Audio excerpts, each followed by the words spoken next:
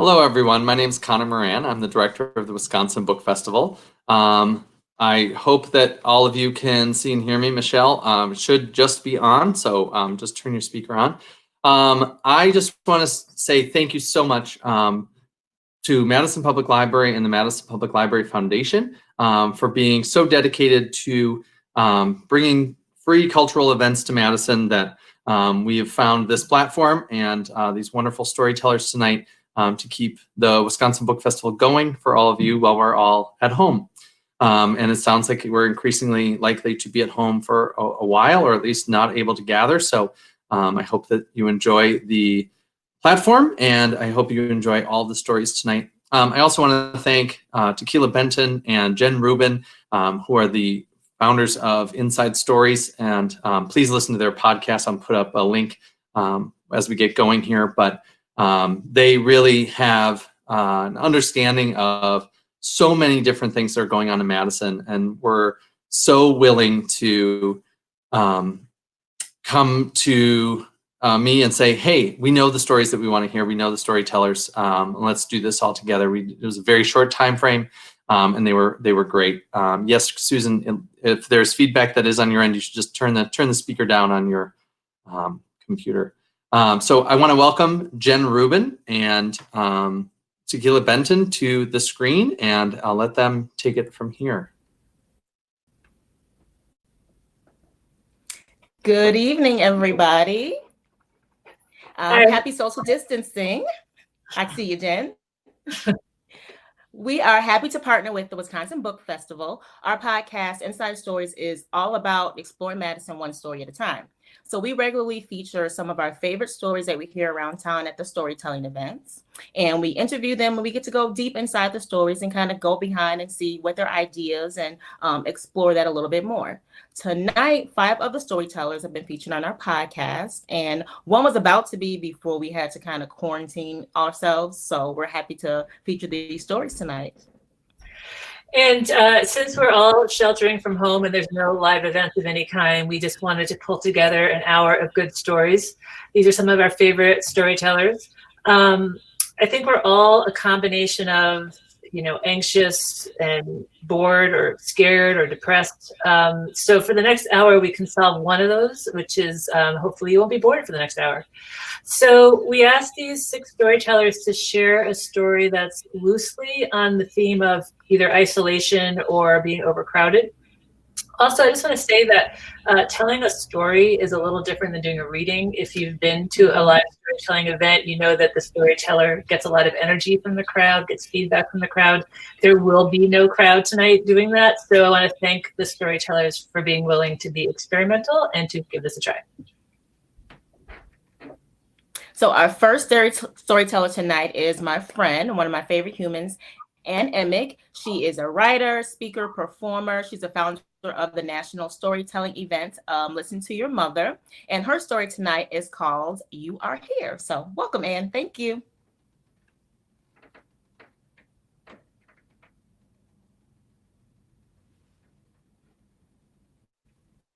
Okay. Hi. Hey. Okay. We'll always remember our first social distancing walk. Ours takes place during the era known as the second week of March BC, before COVID in Madison. Pre-safer at home order, decisions feel weighty. Do we still take our family voyage to Israel? It only took 18 months to plan. Should my kids attend the last 2 days of school? My high schooler has 3 tests scheduled for Tuesday. What is overreacting? What is reasonable? I nervously attend what will be the last performance of Wicked at the Overture Center. We do the ridiculous elbow bump greeting and then sit 6 centimeters from each other, forget 6 feet. We still believe the young are low risk and hope, despite the evidence, somehow Wisconsin will get spared the worst. My husband flies home from New York. Was he already exposed? I begin waking up at 3 a.m., feeling like my dental hygienist snuck into my room and put the X-ray cape on my chest. My anxiety ratchets up a notch every day. Even small decisions feel like calculated risks.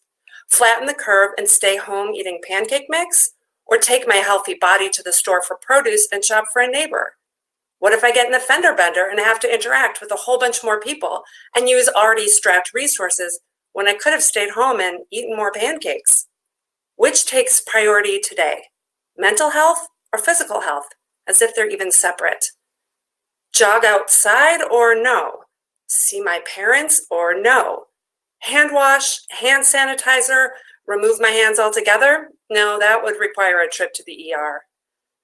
One thing I decide for certain, we will take a family walk every day outside. And the boys, already binging screen time like never before, will not bring those damn phones. So we're driving down the Beltline to Olin Park to meet my friend Dana for our first social distance walk, minus their dad on this occasion. The boys bring their damn phones. What if they want to take photos, they argue. They know creativity is my weakness. I say, okay, if it stays zipped in your pocket. As I drive, I have a more immediate concern. Do I really not hug my friend Dana when we greet each other? Dana and I, we share big love and full contact hugs. The past 2 years, she has walked a tightrope through one family tornado after another. She has no anxiety to spare, and especially over a virus that hasn't even landed locally. Do I hug Dana for her reality, or not hug Dana for my fear? We pull into the parking lot, and before I can commit to my hug strategy, Dana gets out of her car and mimes a hug from a distance. An act of friendship generosity, like when I give her earrings straight from my ears because she admires them. They'll look better on her. And let's face it, I was mostly done with them. Easy generosity, big love. I'm not very familiar with Olin Park, but it's pretty small. I went to day camp there as a child in the 1980s, but we stayed in the park and on the beach and spent little time in the woods. Rumors about men and something vaguely dangerous. Dana and I had walked the snowy trails once in January, and I remember it as a simple loop. I urged my 6-foot-tall teens to go on ahead of us, which they do. Almost immediately, Dana and I come to a fork in the path and we choose one. I sing my gratitude for grown-up boys I no longer need to worry over. Sure, in their life as littles, I lost one at the zoo and the other at the water park, but those days are long past. Yet my anxiety DJ knows exactly when to spin those old favorites. The boys are gone. Dana and I walk and talk. For a short time, I listen well, but soon I can barely hear her over the pumping bass of my anxiety DJ. Dana's sure she saw them up ahead.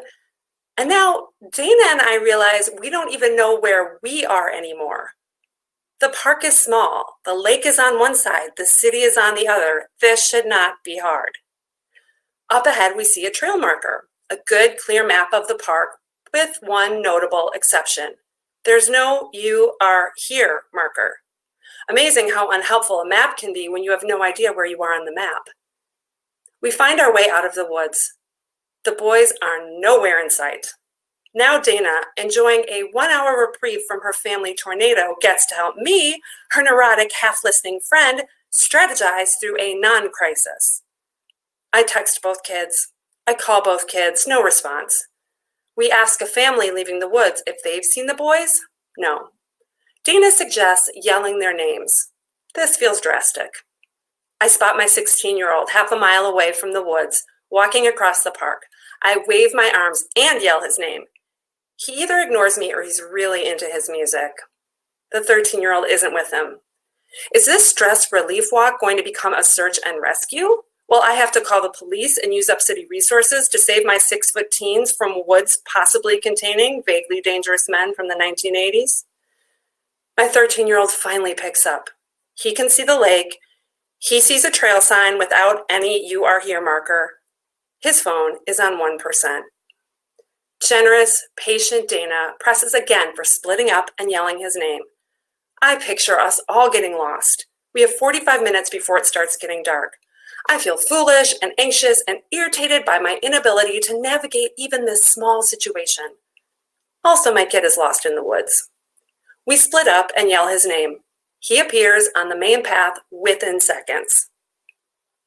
Our first socially distant walk grew too distant. 6 feet is not nearly enough when your brother is acting like a gigantic turd. We needed the damn phones after all. We're fine, safer at home, and often irritated. I still force my kids outside on daily social distance walks. My 13-year-old stays closer now. We are here. We are forced together, sometimes isolated and sometimes lost. Some of us are living in serious crises. Some of us are living in fear of serious crises. We have no idea where we are on the map, but we're making our way. Thank you. Okay, well, imagine a lot of clapping. Thank you. And it was a reminder to me how quickly things were changing in March. Like we weren't sure what we could do and what we couldn't do. So I'm going to introduce Darian now. So thanks a lot. So I'm going to wait till his face comes up on the screen.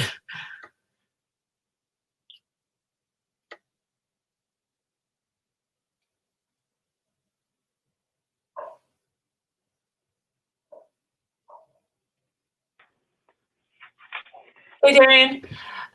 So just a really quick introduction about Darian.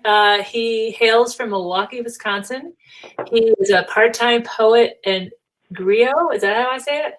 Yep. Griot, excellent. And a full-time father. He has a penchant for hip-hop, whiskey, and rambling. So thanks a lot for coming, Darian. No problem. Hopefully everyone can hear me okay.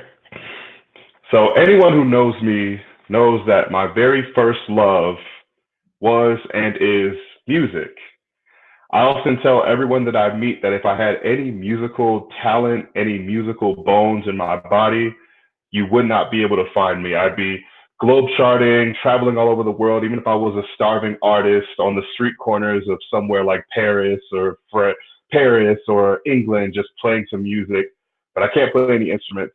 I've tried guitar, my fingers are too fat, tried piano, couldn't understand the keys and the tones. So I often think about what has developed that love of music. I think of music as one of the most universal languages in the world. And when I think about when I started to fall in love with music, I think back to my childhood home in Milwaukee. My mom in our apartment had this little jukebox thing on the countertop of our kitchen. I don't understand or know the songs that were on it. I didn't know them now. I knew if I heard them today, I probably would not like them. But we had this jukebox on the counter, on our kitchen counter. It was a penny to listen to the music. And I remember oftentimes scouring our neighborhood for pennies, like digging through couch cushions at all the friends' houses, going on walks just looking for pennies, which often resorted to me going to the take a penny, leave a penny tray at our local convenience store and just taking all the pennies out of there, because my mom was very, very adamant that she wasn't going to give us money for this. If we wanted to listen to the music, we needed to provide our own pennies. So I would oftentimes just go and find all these pennies, digging through places wherever I could find, and I would just listen to this music. And my mom would oftentimes be cooking in the kitchen when I was listening to this music. So I remember just falling in love with music and being in the kitchen and being with my mom. And it's some of the fondest memories I have as a kid. And now thinking about today, in this weird time of social isolation and social distancing and not knowing when we're going to see our friends again, not knowing when we can hug our loved ones again, I found solace in my first love of music. The way I found that solace is through my record collection. I have a growing record collection. I enjoy it. I enjoy listening to vinyls very much. I got about 15 to 20 records now, still growing, going to try to get up there when I move into my new house. And so every single day during this crazy time, this unsure time, my son, who, a little bit of backstory about me and my son, I have 2 kids. I have 2 boys, Amari, who is about to be 4, and I have Rashad, who is going to be 1 this summer.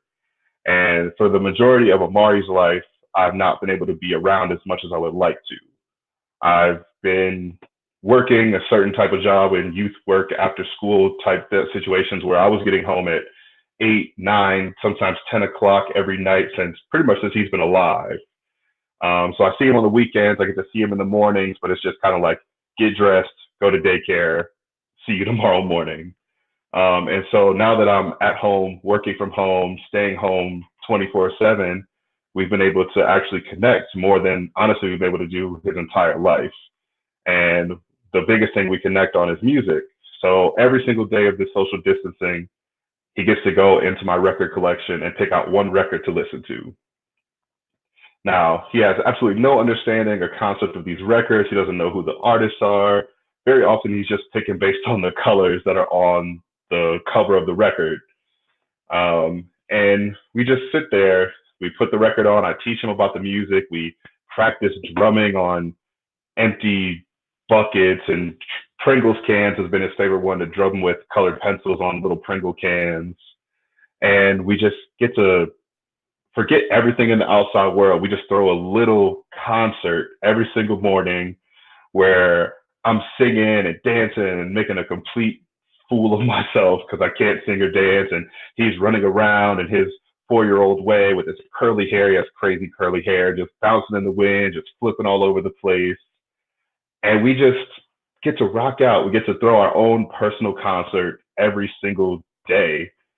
And it's been so beautiful to watch him have the same bond that I had, where I have this strong recollection of listening to this music with my mom, with, just not understanding the words, not knowing the artists, and just being in that moment and developing that passion for music and developing that love of being with my mom and being in the same place where she is and just enjoying each other's company, because we don't always see eye to eye. But this is a time where I remember we would just sit down and she would cook in her element. I'd be listening to music in my element, and getting to see that play out pretty much in the same exact way, 20 some odd years later with my own kids has been such a beautiful part of this. And I think it's one of the things that while this social distancing has been terrible, it's been hard, people are losing jobs, people are losing their lives. There's so many little things that we often take for granted. Like, I know for sure I took for granted the time that I get to spend with my family, because I was just like, I have to go to work, I have to feed my family.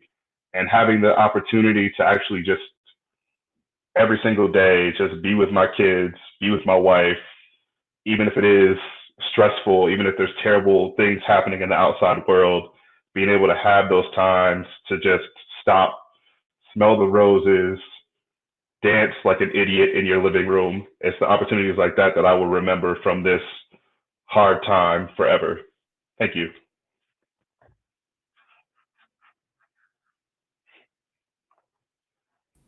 Awesome. Thank you, Darian. We got a little music thing going on over here too. We do karaoke battle. So I'm with you on the music and exploring with the kids. Thank you.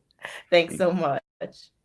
Up next, we're going to have Brendon Panke come on. I'll wait till he pops up so I can introduce him for you guys.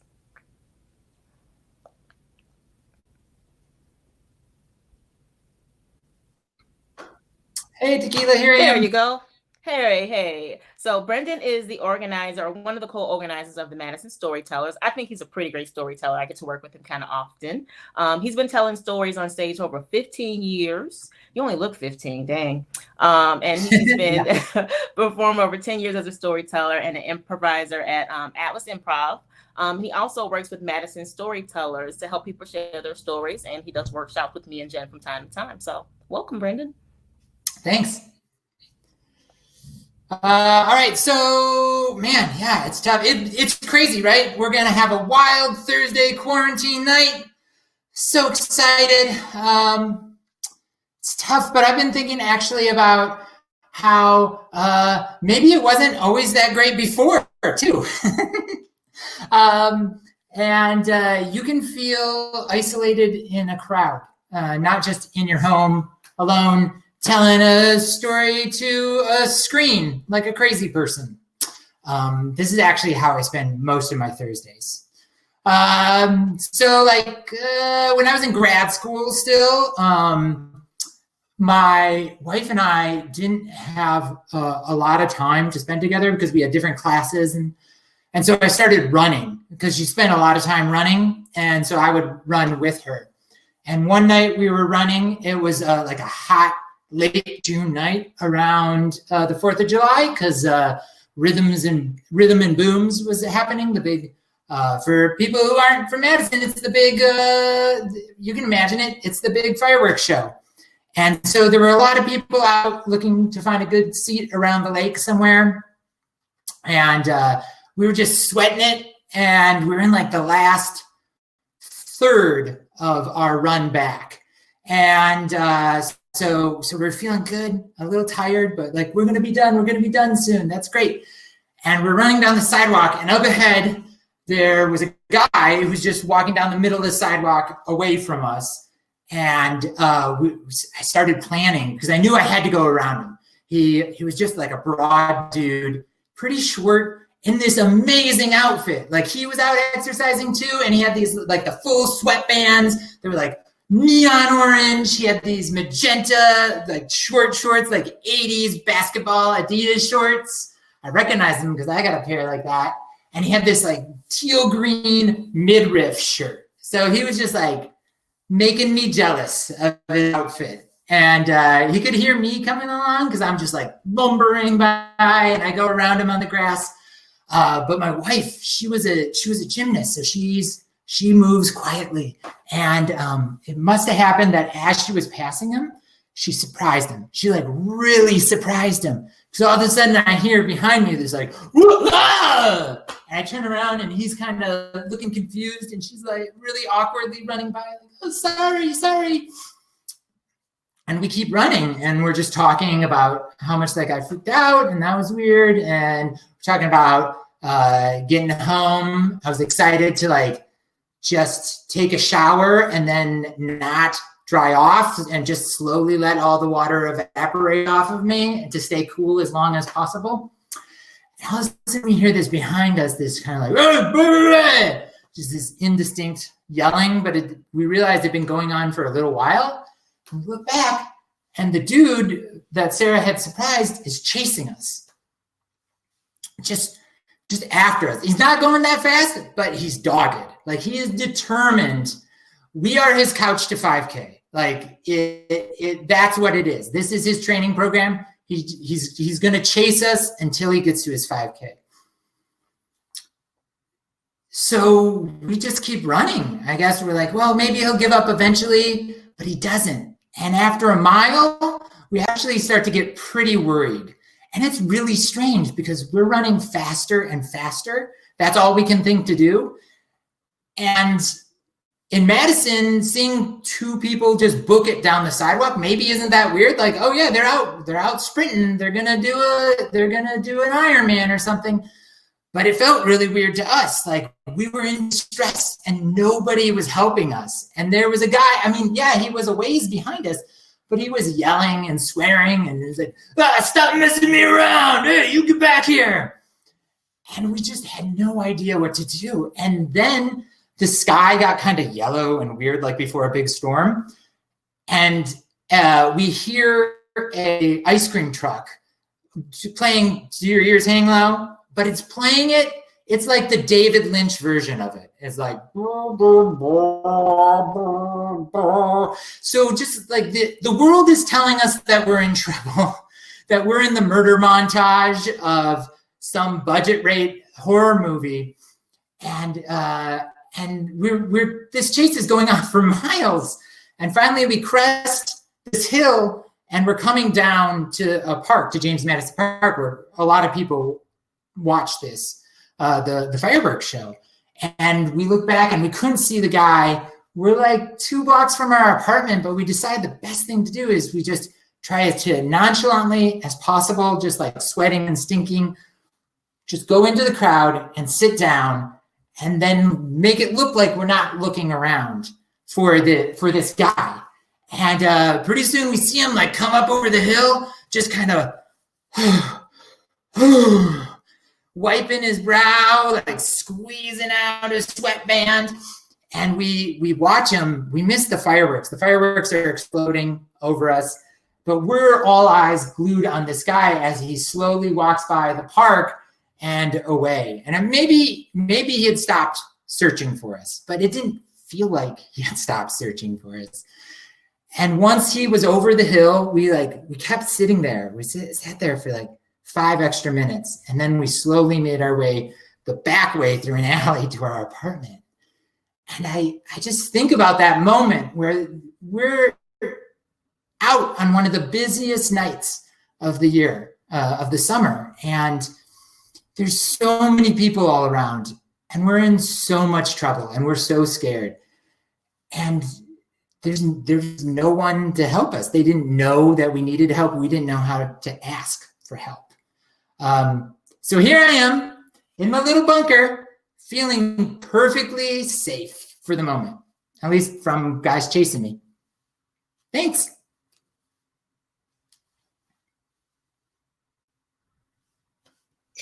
Thanks, Brendon, for sharing that story. And I know this isn't really the most important part of your story, but as someone who ran in the 80s, I actually have one of those, sweatbands around my head. So it took me to a very particular visual. So thank you. Mm-hmm. And now I'm going to introduce the next storyteller.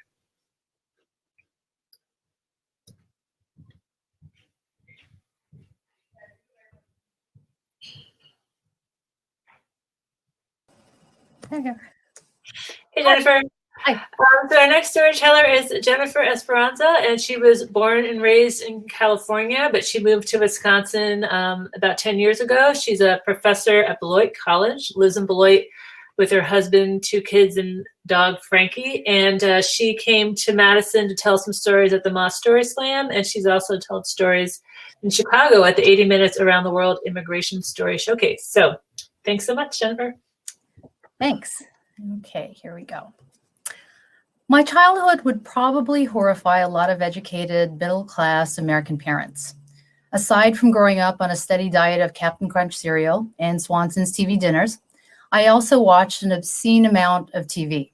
On any given day, I'd clock in somewhere around 8 hours of TV, and during my summer vacations, my viewing time would at least been double that number. None of the adults in my family seemed to mind very much. My parents, like many immigrants, were too busy working multiple jobs to pay attention or even care. I was raised largely by my grandmother who lived with us. Lola, as grandmothers are called in Filipino culture, arrived to the US from the Philippines in 1972. She overstayed her visa when the dictatorship of Ferdinand Marcos took hold of the country and martial law was declared the very week that she left. Lola was essentially an undocumented immigrant. For a majority of my childhood, our family kept this a secret. The thing about the life of undocumented families is that even if only one family member is undocumented, everyone else in the household shares the burden of feeling like they themselves are undocumented too. Even as a young child, I knew that the INS, the Immigration and Naturalization Service, was something to be feared. So we lived a life of relative isolation. We kept mainly to ourselves, didn't socialize with anyone outside of the Filipino-American community, and we were very wary of integrating with others outside of our front door. Lola had no formal education, and she could neither read nor write, nor did she understand much English. The only appliance she knew how to operate was the stove, so she had to hand wash and hang dry all of our laundry every day. Lola's priorities were pretty simple: to run a household, make sure my brother and I wore clean clothes, we were well fed, and were healthy. Any other responsibilities like keeping us entertained or educated were left entirely to the public schools and TV. Summer vacations were my most memorable time, when the TV was entirely in my hands. I'd wake up every morning around 6:30 in the morning and turn the television on for Lola. She didn't know how to work the dials. And this was back in the day when TVs had dials. And from there, my summer education would commence. I'd start off the morning, strangely enough, watching the last half hour of the televangelists Jim and Tammy Faye Baker's PTL Club, or Praise the Lord Club. I didn't know anything about evangelicals. We were Catholics. But there was just something strangely fascinating about seeing these white people engaged in a type of Christianity that was both very similar and very different from my own family's faith. I'm not going to lie, I also marveled over Tammy Faye Baker's wardrobe and her makeup. When PTL Club was over, I'd amuse myself with cartoons like the Flintstones and Looney Tunes. Later that morning, Lola would take a break from laundry so we could watch game shows like Sale of the Century and The Price is Right together. I never really had my own passport during those early years, and so I found myself cheering mostly for contestants who won trips to exotic places like Puerto Vallarta or Greece, places I'd never imagined I could go. By mid-morning and into lunchtime, I was glued to the UHF channels, watching sitcoms from the 1950s and 60s like I Love Lucy, The Honeymooners, Petticoat Junction, and Green Acres. Again, these were shows about white people and the types of lives they led that seemed like a world away from my own. Similar to an anthropologist, I observed and took careful notes on how these people talked to one another, what sorts of foods they ate, and what types of households they lived in. I'd continue my day I'd continue the day with shows like Love Boat, Fantasy Island, Maude, One Day at a Time. I also became fascinated with African-American sitcoms of the 1970s like What's Happening, Sanford and Son, and Good Times. These were shows which portrayed mostly working-class folks of color who relied on extended family members for help, very similar to my own. And they would often make wisecracks about rich white people for their lack of common sense. By later afternoon, my summer education would continue with the Phil Donahue Show, where I became exposed to issues like the AIDS crisis, transvestites, punk rockers, and white supremacy. This would eventually lead to watching the local and national news, where I'd be exposed to issues like the Solidarity movement in Poland, the famine in Ethiopia, Michael Dukakis and Jesse Jackson's bids for the White House. My TV habits today have changed. And now, well into my adulthood, I find myself reading books more often than watching TV. But I'm a fabulous teammate for games of trivia, especially when it's categories of TV and movies. Today, I'm an anthropology professor where my research involves observing people for a living. But I, like so many middle-class American parents, feel a sense of responsibility to enforce a sense of structure for my kids. In the early days of this quarantine, I'd marvel over these color-coded daily schedules and ideas for kitchen science experiments that parents shared on Facebook and Pinterest. My husband and I thought that we'd somehow get some kind of regular school regiment locked in within a month. But at some point, probably around week 3, the order and organization I had hoped for began to unravel. Our youngest had taken to getting up early in the morning and grabbing the Nintendo Switch so he can meet up with his friends for a game of Fortnite. My teenager started to neglect his trumpet lessons and math homework in favor of YouTube videos or curating his latest Spotify playlist. I'd grown frustrated that they weren't adhering to the daily academic plan that we had set out. But my husband and I didn't have the mental energy to police their screen habits all day. As a professor, I've spent years designing assignments and class activities to engage students. I've definitely projected these ambitions onto my own kids. And yet I think back to my own childhood and Lola's hands-off approach. My social science education was inspired by episodes of Phil Donahue or the CBS Evening News. My obsession over the novels of E.M. Forster came about when I happened to watch a film adaptation of A Room with a View. And while my family is largely Democrat, I found that I could easily converse with folks from very conservative Republican backgrounds of different generations, probably after watching so many episodes of the PTL Club, reruns of Hee Haw, and the Lawrence Welk Show. So recently, I forced myself to let go of my expectations of schedules, of academic structure, and goals for my kids' intellectual greatness. My teenagers have begun tooling around the basement, making things out of old household objects. He created a hologram projector using some old plexiglass and Scotch tape, using a tutorial he found on YouTube. My 9-year-old manages to keep up with his Spanish. He translated the ingredients from a Spanish recipe I came across.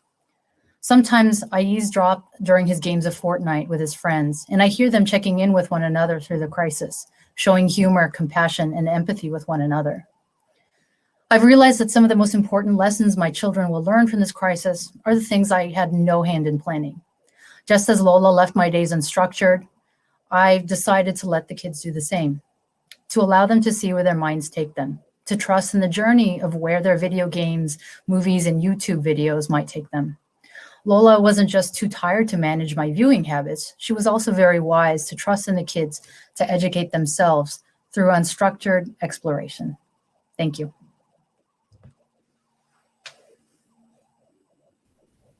Hey, thank you, Jennifer. Yeah, we have that in common. My kid is obsessed with Fortnite and TikTok. I've given up with the structure. My color-coded schedule is just on the refrigerator alone. So Yeah, I'm I with you, try to girl. bond with my TikTok dances with them. Yeah, I gave up. I'm just Yeah. not coordinated enough anymore. Thank you for the story. Thanks. So up next, we have Marisol Gonzalez. We'll wait for her to come up and I'll introduce her for you guys.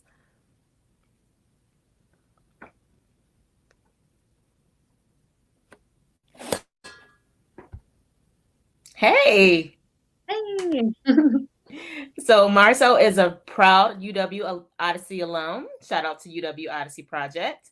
She's a small business owner, Aprende LLC. She teaches Spanish. She's a great storyteller and bilingual writer.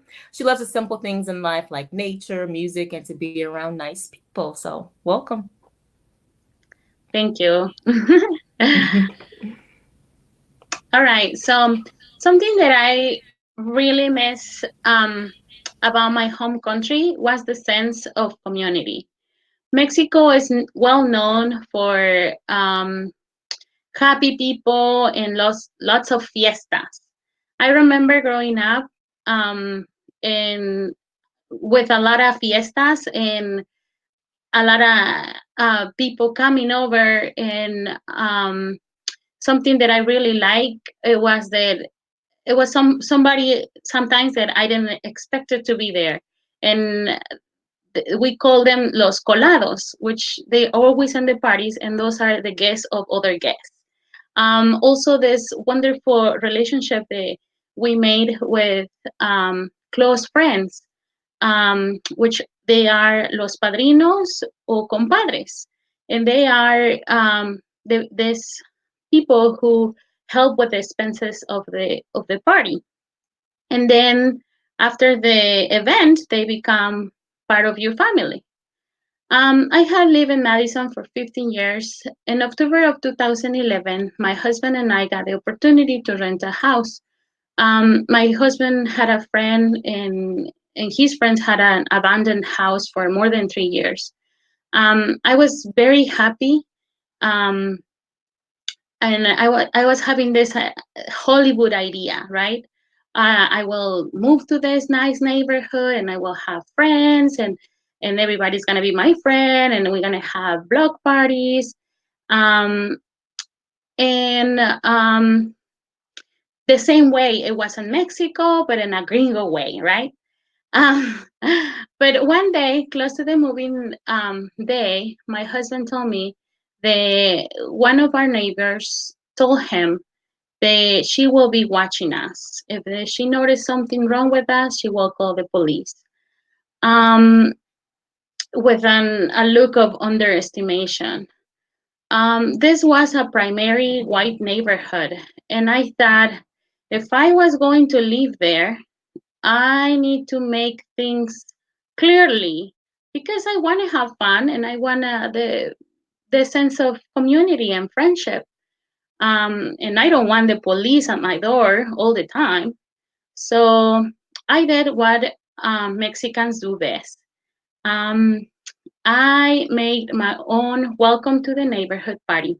Instead of people knocking at my door, delivering food or welcoming cards, it was me baking cookies and putting them in a fancy packages with invitations to welcome to my family to your white neighborhood. The day of the party, I made all kind of food. Tostadas de tinga, frijoles con queso, empanadas, popcorn, chicharrón, horchata, chocolate, tamales. I even have beer, even though my husband and I, we don't drink, but I knew that Wisconsin people love beer. I put up decorations. I told my family to shower and put their best clothes because I wanted to impress the neighbors.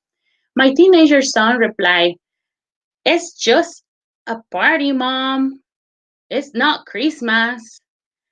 I look at him and say, "Just do it and make sure our baby gets a diaper," because at that time he was party training. Um, the time of the party started, and I had everything ready 30 minutes before the party started. And trust me, for a Mexican, that's a big deal. um, and by the time the party is supposed to start, I have already lived in Wisconsin, and I know the white people get there 5 minutes earlier. Um, well, I was waiting. I was thinking, like, what if they don't like the cookies? I was very nervous. What if they don't read the invitation? What if really hate us for being people of color trying to live in a very white neighborhood? Um, and right when I was getting a panic attack, two neighbors knocked at my door with plants and welcoming cards. And they stay for 15 minutes. They eat an empanada. They take with them a hot chocolate, and they left.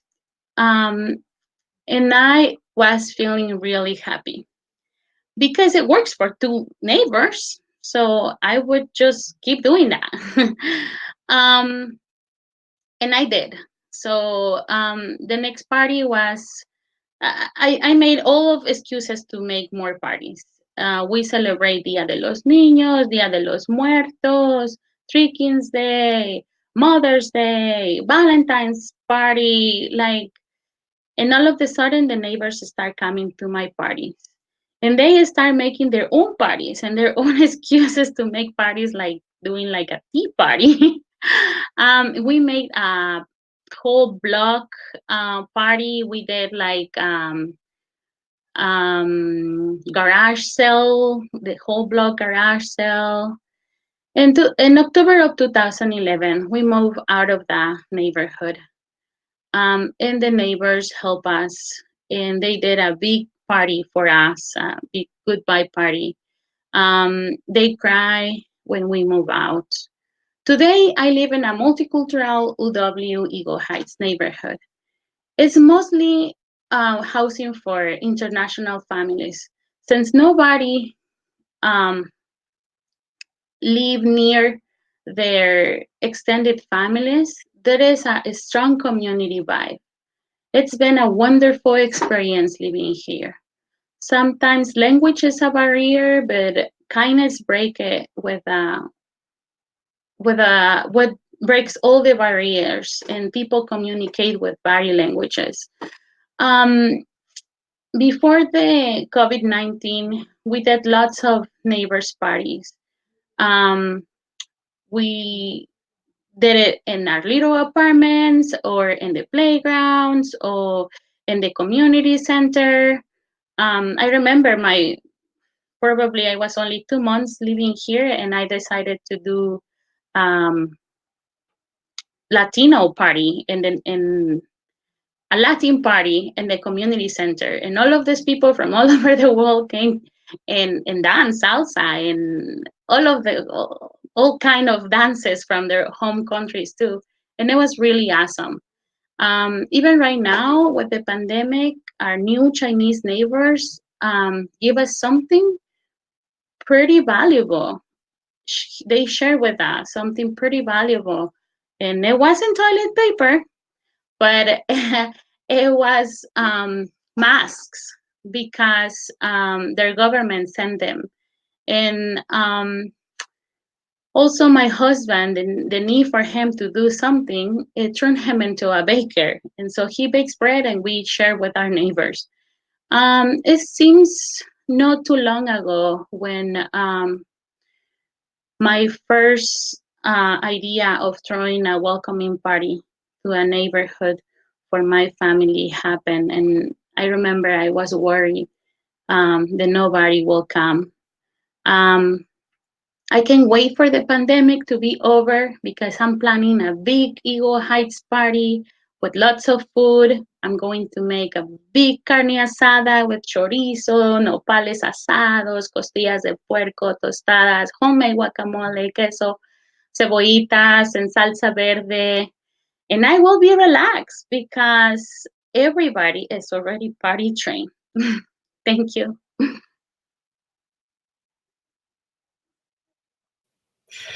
Thanks, Marisol, for that story. And not to make you all jealous, but I have had Marisol's cooking, and I mean, it's good stuff. So I'm going to try and edge my way into that party when this is all over. Okay, thanks for the story. I'm going to introduce Dave now.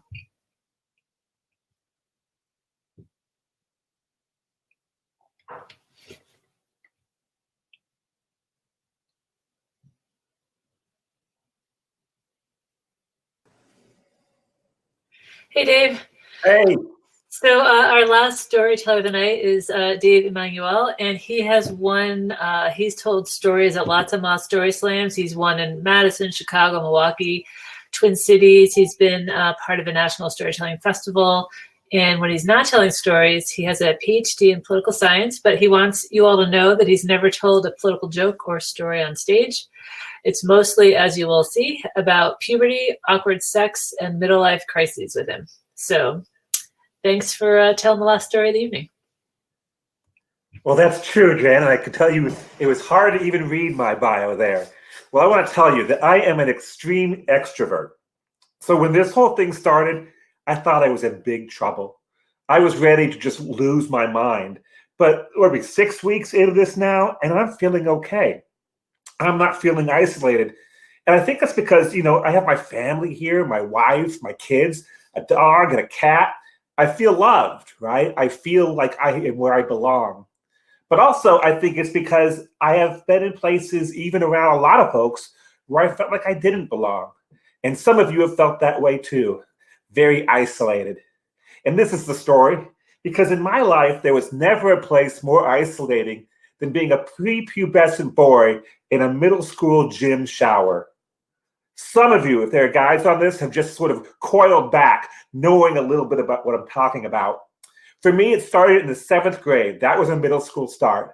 And something happened the summer before. Some of the kids grew. They came back as hairy half men, grunting and talking about sports and talking about girls. And the rest of us, we came back as little boys. There were 2 classes of us, these hairy half men and little boys like me. And that was bad enough. That made the hallways terrible. But, you know, the powers that be in middle school, they decided we had to shower every day. We had to wear jock straps. We had to wear uniforms. Gym was no longer, it was not about athleticism. It was not about sports and fun. It was about order and nudity. So much unnecessary nudity. You got to gym and you had to put on your assigned shorts and a t-shirt. I could do that. Quick flash of my tidy whities and I was ready for soccer. But after gym, oh my God, after gym, group nudity was mandatory, both for these hairy half men and for kids like me who just wish we could go back to some fully dressed square dancing like we did in the 6th grade. Now, every day we're supposed to get naked and stand in a circle around a spitting shower. Our showers, I'm sure they were designed by sadists, so kids had to stare straight at each other. But we were all different sizes, and I was one of the little boys, so it wasn't straight at each other. It wasn't face to face. It was face to, for the love of God, please stop this. Please stop what I'm seeing. And I can't speak for the hairy half men, but little boys like me, we wanted to die in those moments. We felt alone. We were scared. We were damn isolated. Now, if there's a villain in the story, it's the middle school gym teacher, right? I'm sure some of them are good folks. They just want you to learn to play volleyball without stubbing your finger, or they just can't see why I can't pull off a 6-minute mile. These guys wanted me to be a team player, and I can forgive them. They had no clue that the more they pushed me to join in, the more strange and alone I actually felt. Come on, there were other gym coaches, right? You guys, you remember them. In my case, in the 80s, I'm talking about men with clipboards who walked up and down lockers, checking out the names of us kids as we bathed. No lie, they lined us up and reached into our shorts to snap our jock straps because it would be anarchy if our tiny balls were allowed to bounce free. Maybe these guys were okay. Maybe I remember it badly. But if your favorite part of your day is shouting, "Okay, ladies, hit the shower," that means you, Nelson, then my story about you, it's not going to be flattering. Okay, but I did as I was told. I marched to the shower. I did it day after day. All the time, I kept a towel right up front, right between my legs. Sometimes I went to the shower and I still had my socks on. Once, I felt the sting of that towel, that snapping towel that I'm sure boys still do to each other. And I remember trying to turn around, defend myself, and falling right on the ground. It was horrible. It was horrible. But there's the day. This is the day that Coach Smith, it sounds generic, but his name was Coach Smith. He caught me dressing without showering. One day, I just wanted to get dressed and go back out. And he yells, "Nelson, get your hairless nutsack in the shower." The words, they echoed off the lockers. I could hear it. Hairless nutsack, hairless nutsack. You would have thought this would have sent the locker room into like hysterics. I'd be Dave, the hairless nutsack, for the rest of my life. It would go in my college applications, my permanent record. But nobody took up the cry. Nobody laughed. They were quiet. The Harry Halfmen, they were quiet. They didn't say a thing. They knew they could make fun of me. It was their duty. That was their 7th grade responsibility. But Harry Fullman, the Fullmen, they were supposed to stay neutral. So that, there I am. I'm standing in my tidy whities, and I'm not headed towards the shower. Instead, I head towards Coach Smith. He had gone too far, and I was going to let him have it. But I was small. I was a half man, and I didn't have the courage. I didn't even make eye contact. I was scared, skinny, and hairless. But I held my ground in those tidy whities, and I just stared him in the eye. And in fact, I never showered in gym again. Not in middle school, not in high school, not even after I joined the ranks of those Harry Halfmen myself. I was done. And Coach Smith, he didn't acknowledge me. He didn't do anything, but I think he understood. I imagine him holding his breath as he waited for the chant to start. That chant that I just knew was coming. That chant that would complete my isolation and separate me from the middle school herd forever. Maybe he was thinking about it too, and somehow our combined wills kept it from happening. The coach wishing he could take back what he said, and me standing defiant in those tidy whities. Maybe he actually scribbled an apology in my permanent record to David's future coaches, I imagine. In November of 1982, I took things too far and instructed this boy to get his hairless nutsack into the shower. The boy remains traumatized. The other kids will never look at him the same way. So to compensate for the trauma, he is excused from all future showering, signed with all the powers and prestige of my office, Coach Smith. That's how I thought in the 6th, 7th grade, and kind of how I taught, so you can imagine me getting picked on.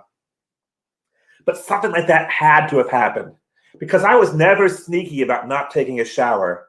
I dressed in defiance every day. And I didn't challenge anyone out loud. I think my face as I got ready to put my clothes back on and skip that shower must have said everything. Must have told them all they needed to know. Tell me to take a shower. I dare you. This hairless nutsack is not going to take it anymore.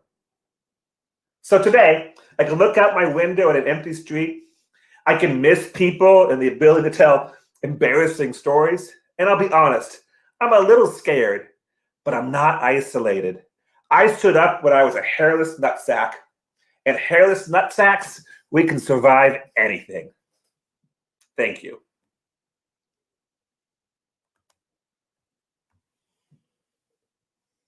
Yeah, I said all that. Thank you. Yeah, thank you. Well, I think you described your story as well, that it's mostly about, puberty, awkward sex, and midlife crisis. So you delivered. Thank you. A lot of awkwardness. Thank you. Oh, yeah, I got that. Well, okay. I think we're here. All right. Well, thanks so much to the storytellers for sharing those amazing stories with us. Thanks to the Wisconsin Book Festival and Connor for helping us get this going. The Crowdcast little app thing was kind of easy to use, I think, Jen. So even for folks like us, that was pretty easy. So we share a lot of stories like this all the time on our podcast. So if you're interested, check it out, and Jen will tell you where you can find us. Yeah, so if you're a podcast listener, Inside Stories Podcast, you could find it wherever you find podcasts. Typically, when we're not in a pandemic, Takeyla and I pick some of our favorite stories that people have told, live in front of a crowd, and we share the story. Then we have the person on to tell us the story behind the story and kind of get into the craft of how the story is built. But right now, during this pandemic, people are just recording stories and sending us your stories. Are you typing? Oh, I am sorry. Sorry about that. Anyhow, so if you have a COVID-19 story that you want to share, just get in touch with us. You could find us on Facebook, Inside Stories Podcast, or insidestoriespodcast@gmail.com. We'll put that up so you could find it. And that's what we're doing. Takeyla and I, we have not seen each other in 4 weeks. We each record the intro and outro from our own homes. But yeah, we're trying to just feature people's COVID-19 stories. So we'd love to hear yours. And share them with us. Yeah. So thanks so much for tuning in. And yeah, Connor made this super easy for us. We didn't have to do anything technical. So that was great. And I know Connor's going to come back in at the end, but I know that he's doing all kinds of stuff that you can get involved with online. So I think that's it. And thanks to the storytellers again. Yeah. Thanks, guys. Well, thank you so much, Jen. Thank you so much, Takeyla. That was fantastic. Thank you for bringing all the storytellers together. We had more than 100 people watch tonight, and so it feels like a huge success. We look forward to seeing all of you watching at home again next week. We'll have a panel with the Midwest Mystery Writers Association on Wednesday night at 7 p.m. I do have a link down here at the bottom of the screen, and I believe Jen just put the email address for Inside Stories Podcast in the chat. Thank you so much, and please check back wisconsinbookfestival.org for more great content coming up through the spring. See you later. Night. See you.